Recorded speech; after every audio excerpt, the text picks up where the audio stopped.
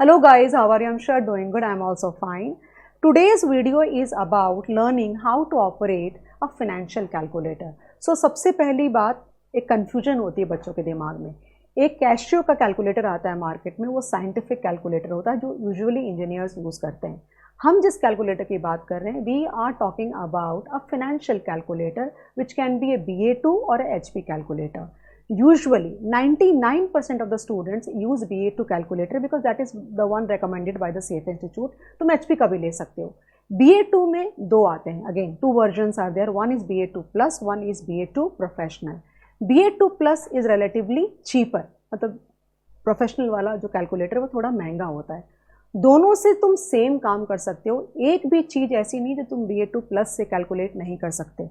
So usually 90 to 95% of the students again go for BA2 plus only because it is relatively cheaper and more affordable actually. So तुमको उससे कोई फ़र्क नहीं पड़ना चाहिए. Okay, दूसरी बात, ये वीडियो मैं हमेशा रिकॉर्ड करना चाहती थी बिकॉज क्या होता है कि जब भी बच्चे एनरोल करते हैं तो मैं चाहती हूँ उनका एक लाइव इंटरेक्शन मेरे साथ होना चाहिए so that I can tell them about the approach that they should be taking while preparing the curriculum. उनका क्या एटीट्यूड होना चाहिए बिकॉज हर करिकुलम का finance is not very different across the curriculums broadly, okay, but the approach is very different. For example, if a CA final student is preparing for finance or a CFA student is preparing for finance or some other curriculum like maybe like ACCA का कोई student होगा या फिर कोई CMA का student होगा, सब जगह तुम्हें finance पढ़ना है. Of course CFA is hardcore finance, but the approach is very different in terms of the examination actually. तो तुम्हें वो अप्रोच और एटीट्यूड में थोड़ा सा चेंज चाहिए होता है. तो वो सारी गाइडेंस हम लाइव इंटरेक्शन से करते हैं even if the student is enrolling for a recorded lecture also. Okay, but क्या होता है जब नंबर स्टूडेंट्स बढ़ जाते हैं और डेली कंटिन्यूस बेसिस पे एडमिशन्स होते हैं ना, तो उनका शेड्यूल और मेरा शेड्यूल और सारे बच्चों का एक साथ शेड्यूल करना लाइव इंटरेक्शन थोड़ी मुश्किल होती है. So I thought why not record and put it on the YouTube so that not only our students but outside students can also use that. तो अब चलते हैं कि how to use the calculator actually. तो मैं क्या कहती हूँ तुम्हें कि मैंने एक वर्चुअल कैलकुलेटर भी यहाँ पे डाउनलोड कर रखा है. तो यहाँ पे ब्लिंक दिखेगी तुम्हें जब भी मैं कोई की प्रेस करूँगी. लेकिन मुझे भी पता है कि कई बार बच्चा अटेंशन तुम्हारा अगर डाइवर्ट थोड़ा भी होता है तो तुम्हें मुश्किल होगी, वापस आना पड़ेगा. तो उस मुश्किल को आसान करने के लिए मैंने यहाँ पे स्टेप्स लिख रखा है. प्लीज़ डोंट जज me in terms of the line of action. कोई चीज़ को ऑपरेट करने में फिजिकली एंड किसी चीज़ को लिखने में थोड़ी सी डिफरेंस हो सकती है. मैंने अपनी तरफ से बेस्ट कोशिश करी है एंड जो भी चीज़ तुम्हें बॉक्स में नज़र आ रही है ना वो तुम्हारी कैलसी की है, बट बाकी तुम स्मार्ट हो तो मैनेज कर लोगे, मुझे पता है वो बात. और अगर तुम्हें कोई डाउट है तो तुमको कमेंट बॉक्स में वहाँ पे नीचे डालना चाहिए यूट्यूब में definitely. And before I move ahead I am wanting all of you to subscribe to my channel and like करो और कमेंट करो. Okay, that's very very important for me and keep me motivated to upload more videos in same lines of content actually. Okay, तो अब मैं क्या कर सकती हूँ, बार बार फ्लिप नहीं करते हैं स्क्रीन को. 2 या 3 कैलकुलेशंस को मैं तुमको पहले इसमें बता देती हूँ और फिर उस पर जाकर के हम प्रैक्टिस कर सकते हैं. I hope you agree on that. Okay, the first thing that you should know is on and off button. Okay, मतलब वहाँ पे तुम्हारे राइट हैंड साइड में कॉर्नर में वहाँ पे तुम्हें ऑन एंड ऑफ बटन नजर आएगा. तुम अगर उसको ऑन करोगे तो वो ऑन हो जाएगा, उसको तुम प्रेस कर दोगे तो वो ऑफ हो जाएगा. ठीक है, ये सबसे पहली चीज़ हो गई. दूसरी सबसे इंपॉर्टेंट चीज़, आगे बढ़ने के पहले तुम्हें पता होना चाहिए सेकंड का जो बटन होता है तुम फिगर आउट कर सकते हो. ठीक है, second button operates same as a shift button on your laptop और योर लाइक तुम्हारा जो कीबोर्ड होता है. यानी कि जितने भी तुम्हारे बटन्स हैं, जितने भी तुम्हारी कीज़ हैं तुम्हारे कैलसी के ऊपर में, वो 2 फंक्शंस के लिए ऑपरेट कर सकते हो तुम. तुमको दिखेगा एक की के ऊपर कुछ लिखा हुआ होगा और एक की के ऊपर मतलब की के टॉप पे कुछ लिखा होगा और एक की के ऊपर यानी लिखा होगा. I am sure you will be able to understand what I am trying to tell you. Okay, तो अगर फॉर एग्जांपल अगर मैं यहाँ पे आती हूँ, फॉर एग्जांपल अगर मैं तुम्हें कैलसी दिखाती हूँ, देखो यहाँ पे if you see the multiplication button, okay, या फिर इक्वल टू, लास्ट का बटन देखो राइट हैंड साइड में इक्वल टू बटन है और उसके ऊपर आंसर लिखा हुआ है, राइट, स्काई ब्लू कलर में. ओके, सो यानी की के टॉप में इक्वल टू है और की के ऊपर लाइज काइंड ऑफ ऊपर में लिखा होगा आंसर. अगर मुझे इक्वल टू करना है तो मैं सीधा उस की को प्रेस कर सकती हूँ, लेकिन अगर मुझे आंसर कैलकुलेट करना है तो पहले मैं सेकंड का button, you can see the second button is very much visible there, second का बटन प्रेस करूँगा फिर इक्वल टू का बटन प्रेस करूँगा. I am sure you are able to understand that part. Similarly for example तुम multiplication का अगर button देखोगे या की देखोगे तो वहाँ पे अगर तुम्हें मल्टीप्लाई करना है तो सीधा तुम उसको प्रेस करो, और अगर तुम्हें एक्स फैक्टोरियल निकालना है तुम पहले सेकंड का बटन प्रेस करोगे और उसके बाद तुम मल्टीप्लिकेशन का की प्रेस करोगे। आई डोंट थिंक तुम्हें इससे ज़्यादा मुझे बताने की जरूरत, because you guys are smart and intelligent. तो वो तुम्हारा सेकंड का बटन का काम हुआ। Each key can operate two functions, you can see I have written here, each key can operate two functions. Okay, for example multiplication की जो मैंने अभी तुमको तुरंत बताया। सो बेसिकली 2 इंटू 2, ये इंटू मैंने क्या बोला तुमको कि जो भी बॉक्स में होगा वो की है बेसिकली। सो 2 प्लस मैंने इसलिए लिखा है उसके साथ में, ये प्लस का मतलब ये नहीं कि तुम प्लस करोगे, आई hope you understand. So 2 into 2 अगर नॉर्मल तुम करते हो तो क्या आता है 4 आएगा। ओके नॉर्मल, इसमें कुछ भी मैंने सेकंड का की का यूज़ नहीं किया, ध्यान से सुनना। लेकिन अगर मुझे 5 फैक्टोरियल करना है, I am sure you know, अगर जिन बच्चों को नहीं भी पता है मैंने यहाँ पे कैलकुलेशन लिखी है, तो 5 फैक्टोरियल का अब मैं मीनिंग में नहीं जा रही, मैं सिर्फ ऑपरेशंस में डील करूँगी फिलहाल, ठीक है। So 5 into 4 into 3 into 2 into 1 is equal to 120। 5 factorial की कैलकुलेशन कैसे करते हैं, 5 into 4 into 3 into 2 into 1 which will give an answer of 120। But if I want to calculate this on my BA2 calculator, then how will you do? So 5 के बाद तुम second press करोगे, उसके बाद तुम मल्टीप्लिकेशन की साइन प्रेस करोगे, फिर इक्वल टू की साइन प्रेस करोगे तो 120 आएगा। मैं करके तुमको दिखा देती हूँ यहाँ पे।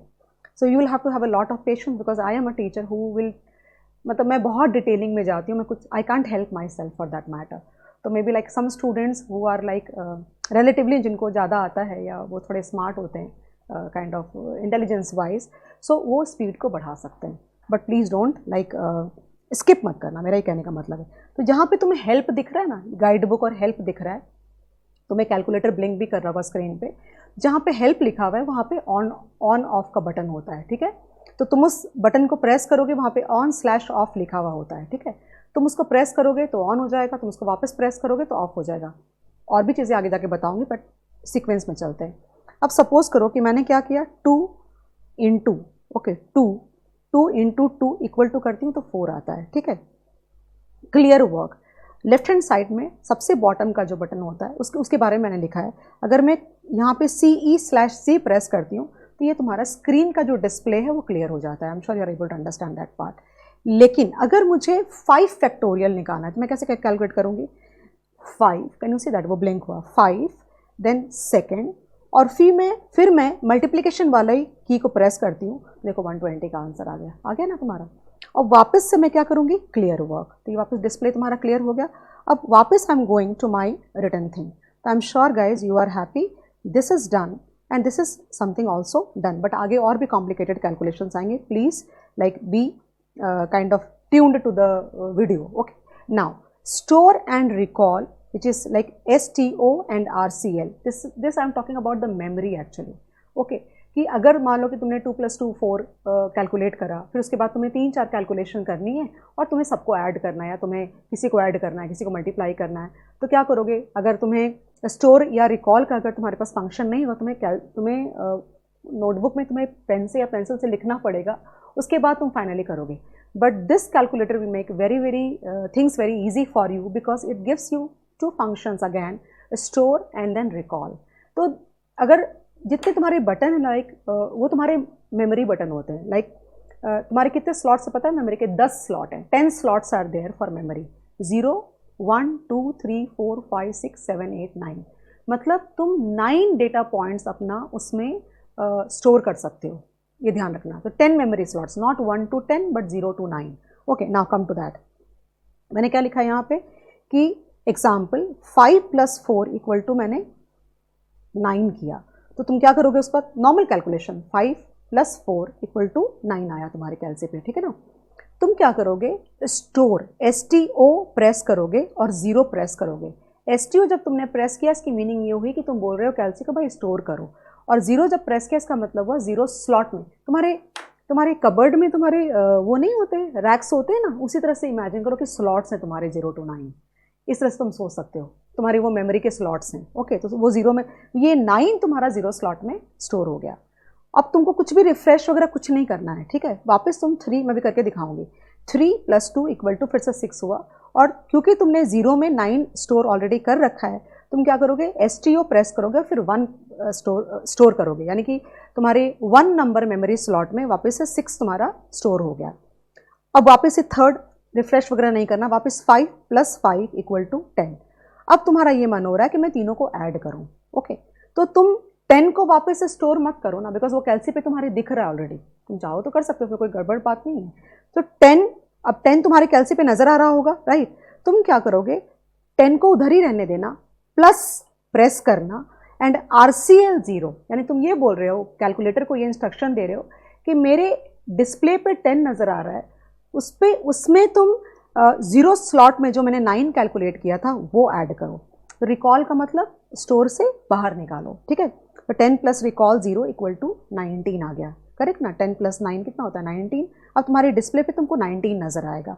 अब 19 को उधर ही रहने दो, फिर से प्लस का बटन प्रेस करो और फिर रिकॉल 1, यानी कि मेमोरी 1 स्लॉट में जो डेटा है तुम्हारा 1 वो ऐड करो, ओके। तो रिकॉल 1 में तुम्हारे क्या है 6, तो वो तुम्हारा 25 हो जाएगा। तो 19 + 6 will become 25। Can I show you that?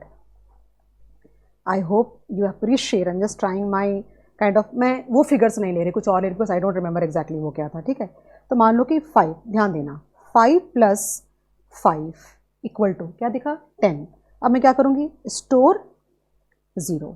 देखो you can do store 1 also, but तुम्हें ये याद रखना पड़ेगा कि तुमने कौन सी मेमोरी में क्या स्टोर किया, बस इतनी सी बात है। बाकी ऐसा नहीं कि मैं STO 0 ही कर सकती हूँ, मैं STO 9 भी कर सकती हूँ, but you have to remember that you have stored 10 in the 9 memory slot, 9th वाला मेमोरी स्लॉट में तुमने किया है, because otherwise what will you recall, वो दिक्कत है।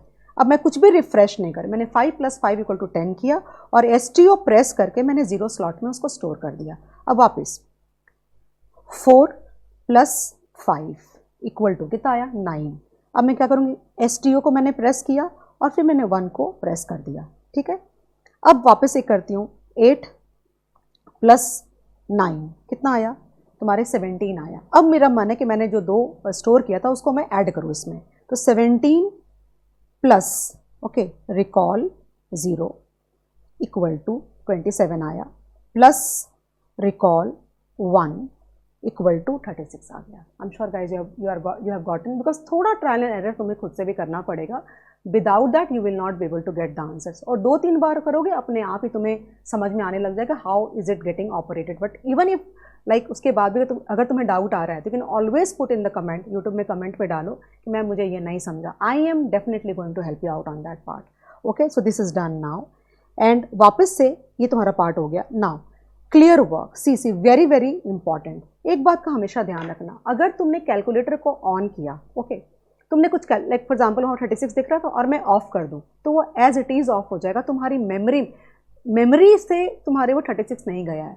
In order to clear the memory तुम्हें क्या करना चाहिए, तुमने नोटिस नहीं किया CEC था और फिर ऊपर क्लियर वर्क लिखा हुआ था, that means 2 functions are there.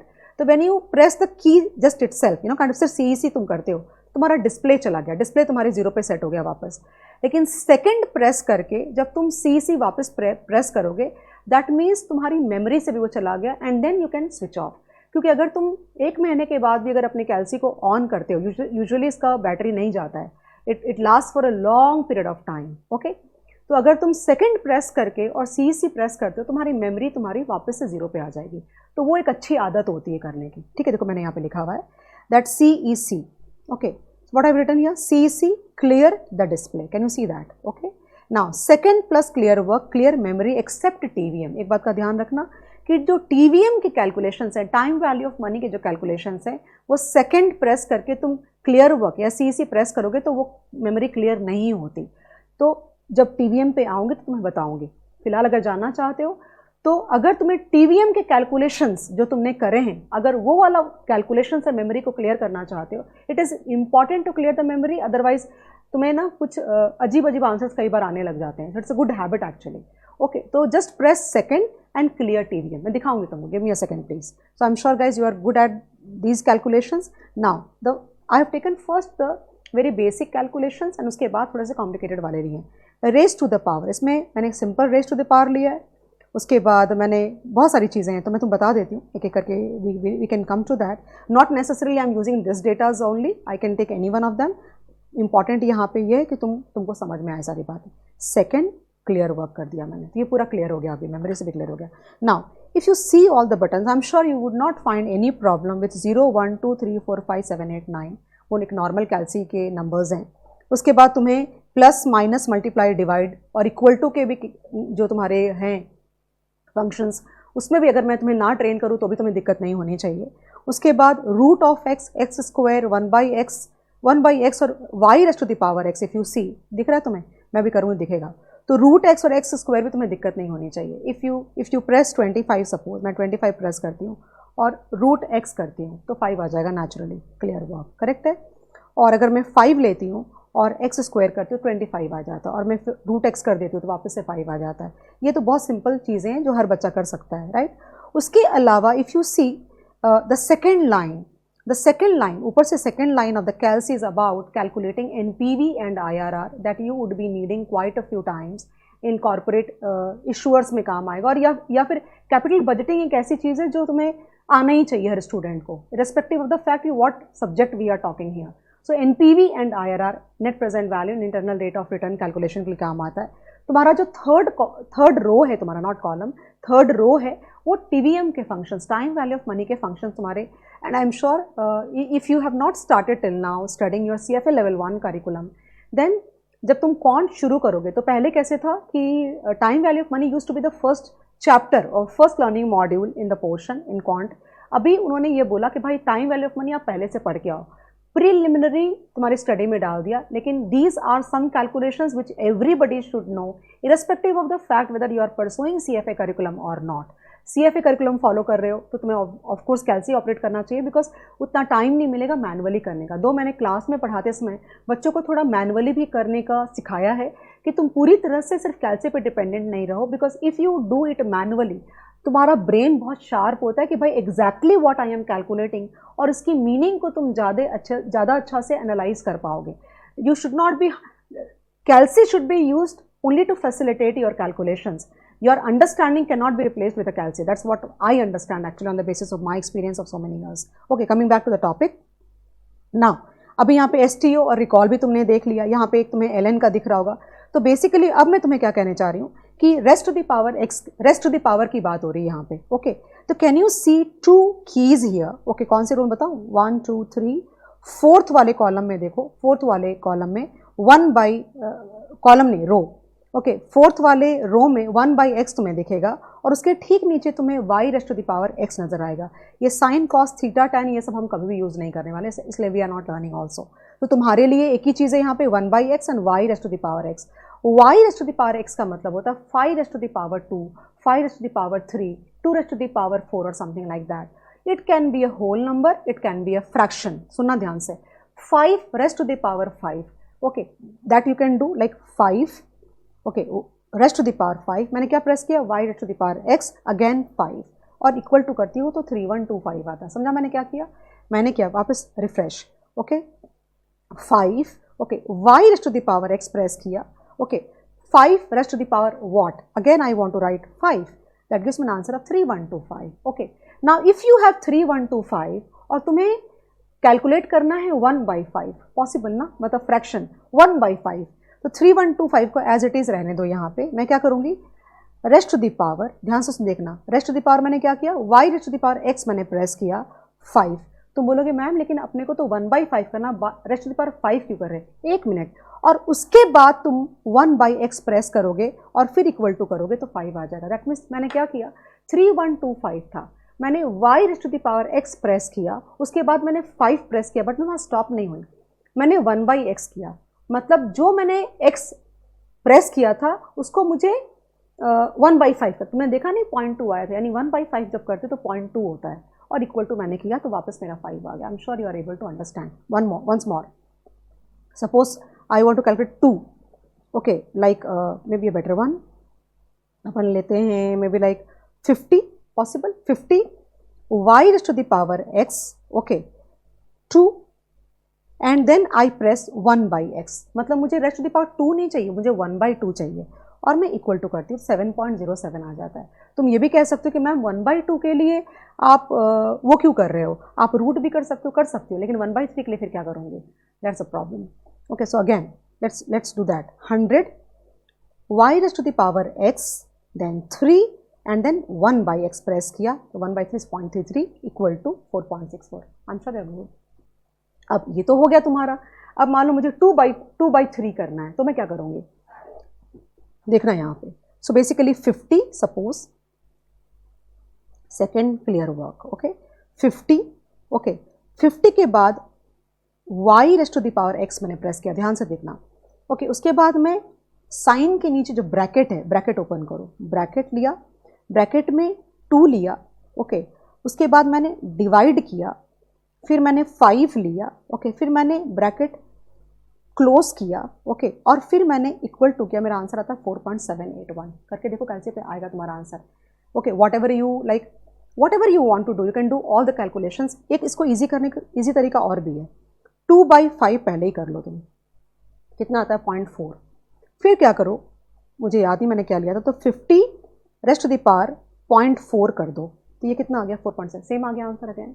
तो तुम वो भी कर सकते हो। If you do not want to get into a mess, then why not just 2 by 5 का पहले आंसर निकाल लो, दिमाग में रखो 0.4, या फिर तुम स्टोर भी कर सकते हो और फिर सीधा तुम वॉट एवर नंबर तुमको रेस्ट टू द पावर करना है वो तुम करके आंसर निकाल सकते हो। That's the easy part. I have shown it here, look at this, 5 raised to the power x, 5 कर 3125। अब जो 3125 कमिंग बैक अगैन 3125 है, उसको raised to the power x, okay 5 and then 1 by x करोगे, equal to press करो तो 5 आ जाएगा।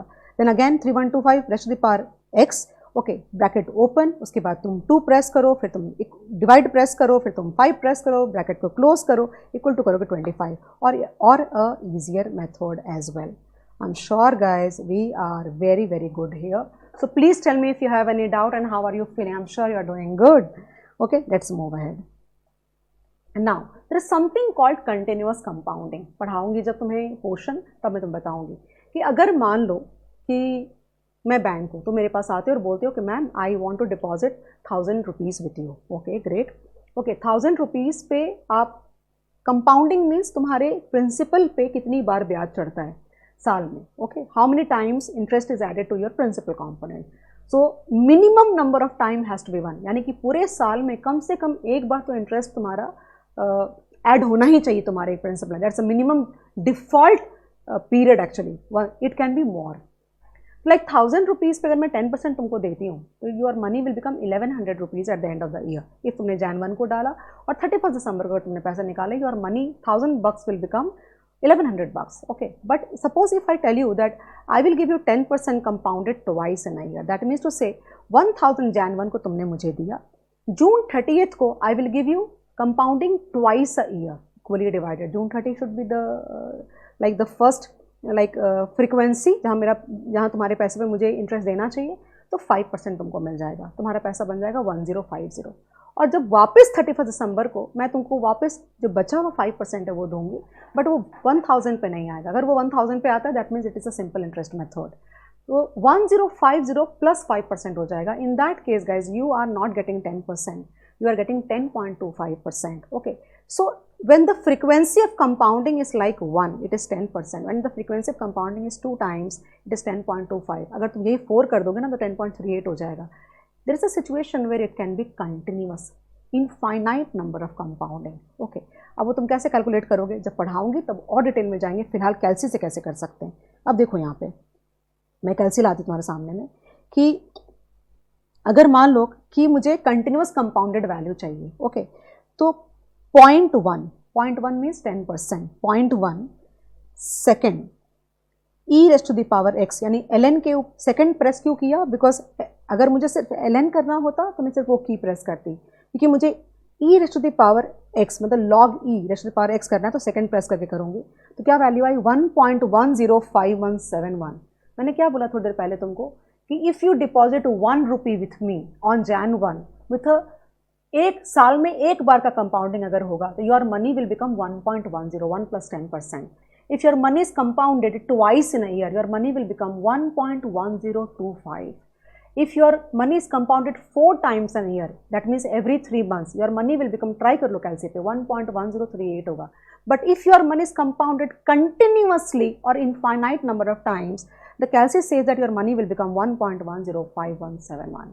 अगर मान लो कि मुझे सिंपल इंटरेस्ट रेट दे रखा था, simple, okay, that means normal 10%, फिर बोलेंगे compounded twice in a year, that means flat rate 10%, effective rate जो मुझे फाइनली तुमको मिलेगा वो 10.25 है, तो फ्लैट रेट 0.1 है। ओके, कंटिन्यूअस कंपाउंडिंग करेंगे तो रेट क्या निकलेगी, तो सेकेंड और ln का प्रेस करोगे तो 1, that means your money will become effective rate of return is 10.5171%. 1 is your principal here, okay, please don't forget.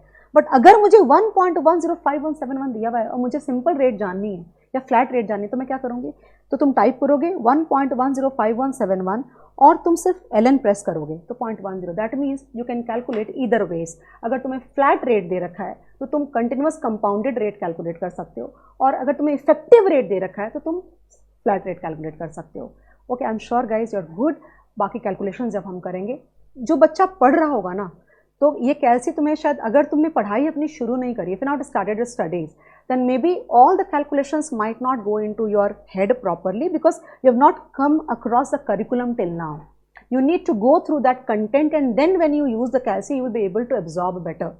Okay, but any student who has already gone through the curriculum, going through the content and then using the calci, he would be able to understand better. I am sure you are getting my point again. So ये part तुम्हारा हो गया, खत्म हो गया, ये भी मैंने करा दिया तुमको। अब देखते हैं नेक्स्ट किसकी बारी आ रही है, तो ये भी हो गया तुम्हारा। Okay, now the next one is reset and format, very very important button. That means कई बार क्या होता है, तुम्हारा कैसे थोड़ा वियर्ड बिहेव करने लग जाता है। ओके, तो जो तुम्हारी फैक्ट्री सेटिंग आती है तो 2 डेसिमल में आती है, 2 डेसिमल्स में आता है तुम्हारा कैल्सी। जब तुम पहली बार कैल्सी निकालोगे ना डब्बे में से, बॉक्स में से, इट विल शो यू, जब तुम ऑन करोगे 0.00, we would want the calci to be in 6 decimals actually, and otherwise also if you want to reset the calci, if you want, then you can use a reset and the format button. I'm sure guys you are good. Okay, so if you see here guys, I have given a few examples actually because without example समझ नहीं आएगा तुमको। Okay, so the first example I have written is computation of IRR. So I have taken an order where I need to teach you first IRR and then we can learn how to compute NPV.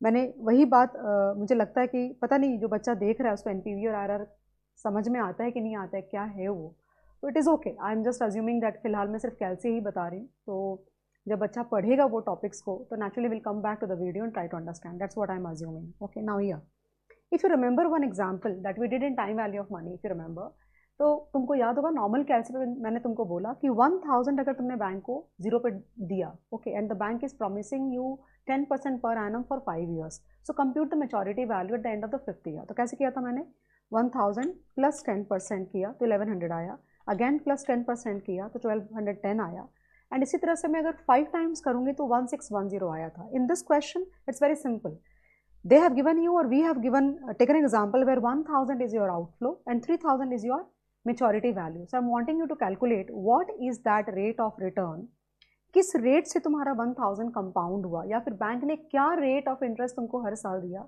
For 5 years so that your money became from 1000 to 3000. Simple. So we can use what? We can use the IRR method on the financial calculator. Okay, तो मैं शुरू करती हूँ, simple है, ज़्यादा मुश्किल नहीं है, थोड़ा ऑर्डर का डिफरेंस है इन TVM एंड दीज कैलकुलेशन, सो ध्यान दोगे तो आ जाएगा। सबसे पहले मैं तुमको क्या कहती हूँ कि कैश फ्लो को प्रेस करो। Very important thing that you need to remember, in time value of money पहले तुम डेटा इनपुट करते थे और उसके बाद PV या FV प्रेस करते थे या N प्रेस करते थे, पहले 5 फिर N करते थे। यहाँ पे ऐसे नहीं है, पहले कैश फ्लो मैंने प्रेस किया, डेटा बाद में उसमें प्रेस करूँगी। ओके, तो कैश फ्लो मैंने 0, जैसे मैंने CF प्रेस किया it show CF 0 equal to 0, क्योंकि मैंने CF प्रेस करके और फिर सेकेंड और क्लियर वर्क करोगे तो अगर तुमने पहले कोई IRR या NPV कैलकुलेट करा होगा तो वो पूरा का पूरा मेमोरी क्लियर हो जाएगा, दैट्स इंपॉर्टेंट एक्चुअली। ओके, तो ये 0 point whatever I need the calcium in the 6 decimals, accordingly वो दिख रहा है तुमको। Now can I feed the data 1000 and minus and enter. Okay, और फिर मैं डाउन एरो, फर्स्ट रो में तुम देखो down arrow, can you see C01। अगर तुमको टाइमलाइन याद होगा तो 1 में 2 में 3 में और 4 में कुछ भी डेटा नहीं है, तो what we can do, we can take 0 and then enter, correct, and then down arrow करती हूँ तो F01, that means frequency, that means तुमने देखा नहीं एग्जाम्पल एक था जहाँ पे बॉन्ड है, you know kind of, and the bond is giving us $100 or $100 for 5 years, and then at the end of the 5th year we get a face value of 1000 or something. That means the coupon का frequency is actually 5. Okay, that is a meaning.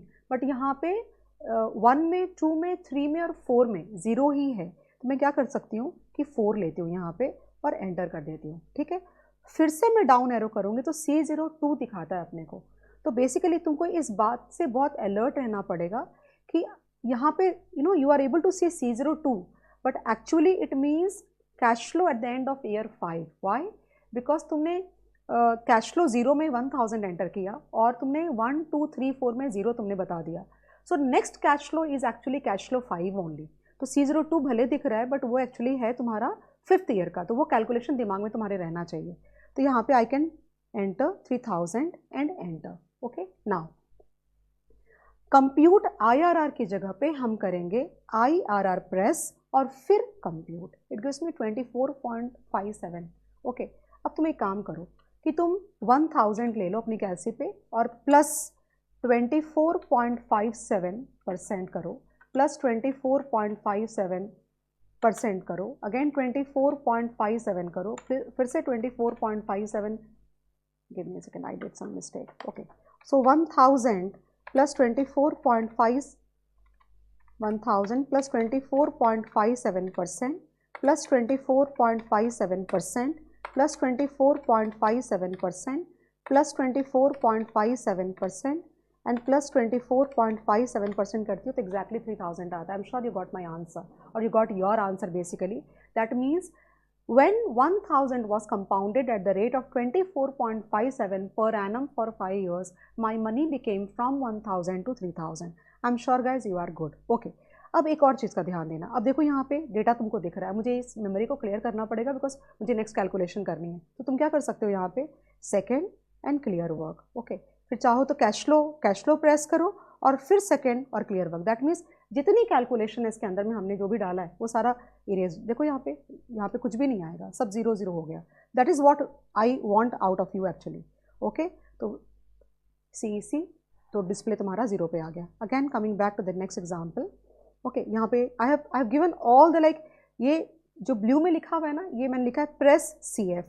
तो ये red में जो लिखा हुआ है ना यहाँ पे, ये मैंने रेड से ये दिखाया है तुमको कि जब तुम CF प्रेस करोगे तो तुम्हारी स्क्रीन पे क्या दिखेगा, तुम्हारी स्क्रीन पे दिखेगा ये वाला। ओके, फिर प्रेस 1000, फिर उसके बाद माइनस प्रेस करोगे, एंटर करोगे तो तुम्हारी स्क्रीन पे ये दिखेगा। I am sure you are like able to understand. फिर डाउन एरो प्रेस करोगे तो C01 ये दिखेगा।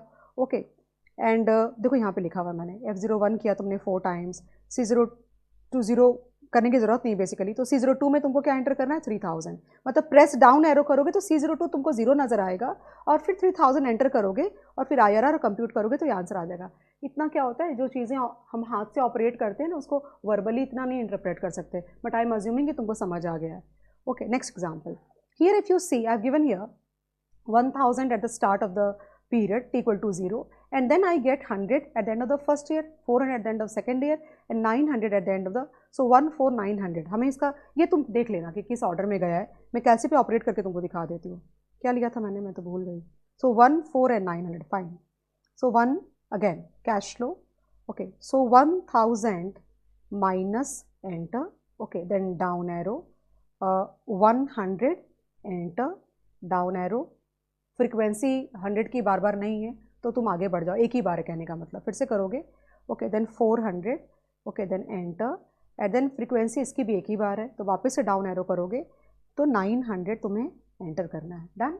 Then press IRR and press compute, will get 14.13%। Can we see that 14.13% आया क्या एग्जाम्पल? देखो तो, देखो ये आंसर आ गया ना तुम्हारा। I am sure guys you are good. Now computation of NPV।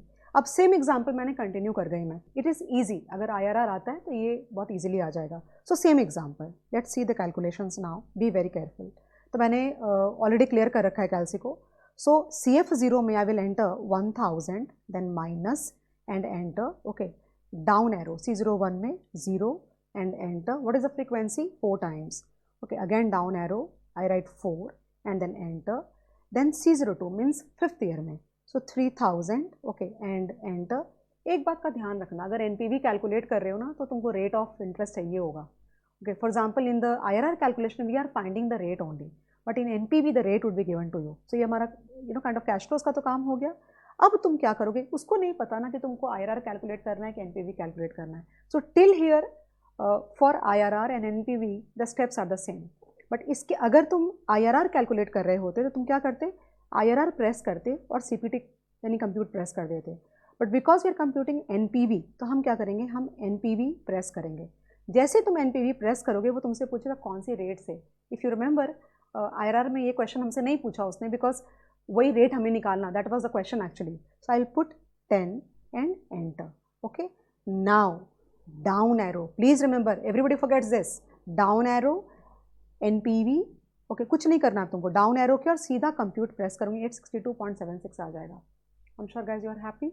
So here don't have to worry at all, मैंने बहुत डिटेल में सारे whatever is written in red colour, okay, the pen का जो red colour है, मतलब मैंने तुमको ये दिखाया कि तुम ब्लू वाले स्टेप्स लोगे तो तुम्हारी स्क्रीन पे क्या दिखेगा, तो तुमको कोई प्रॉब्लम होने नहीं वाली है। देखो 862 आया ना तुम्हारे यहाँ पे। नाउ नेक्स्ट, सो अगेन इसकी NPV निकालते, रेट क्या ले रखी है हमने, वापस 10 ही लिया होगा because that's my favourite rate actually, या सो 1, 4 एंड 900 अगेन। अब क्या करेंगे, वापस कैश फ्लो प्रेस करो। Okay, can you see there is a data. Okay, अब सेकंड प्रेस करो और क्लियर वर्क करो, जितना था डेटा वो सारा क्लियर हो जाएगा। Again so 1000 minus and enter, ठीक है ना। उसके बाद down arrow 100, okay, enter, be very careful. Second frequency, 100 की फ्रीक्वेंसी 1 है तो आगे बढ़ जाओ, वापस से डाउन एरो करोगे तो 400, ओके, एंटर, डाउन एरो 400 की फ्रीक्वेंसी 1 है तो no problem. Again down arrow C03 में 900 एंड वापस एंटर, हो गया डेटा पूरा। IRR एंड NPV के स्टेप सेम थे यहाँ तक।